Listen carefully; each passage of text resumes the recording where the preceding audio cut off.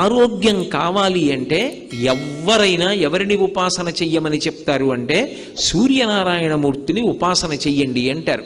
ఇప్పటికీ పిల్లల దగ్గర నుంచి పెద్దల వరకు సూర్య నమస్కారాలు చేస్తారు. ఆ సూర్య నమస్కారాల్లో కేవలం 10 విధములైనటువంటి భంగిమలతో చేసే నమస్కారాలు ఉన్నాయి. అవి తేలికగా చెయ్యడానికి వీలుగా ఉంటాయి.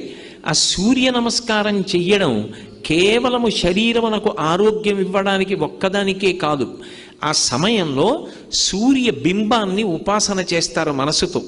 ఆ ఉపాసన చేసిన కారణం చేత దృష్టి నిలబెట్టడం కూడా అలవాటు అవుతుంది. దృష్టిని కేంద్రీకరించడం, ఒక విషయాన్ని పరిశీలిస్తున్నప్పుడు, ఒక విషయాన్ని చదువుతున్నప్పుడు, ఒక విషయాన్ని వ్రాస్తున్నప్పుడు దృష్టిని దాని మీదే కేంద్రీకరించగలిగినటువంటి శక్తి దేని వలన ఉత్పన్నమవుతుంది అంటే కేవలముగా ఆ సూర్య నమస్కారముల యందు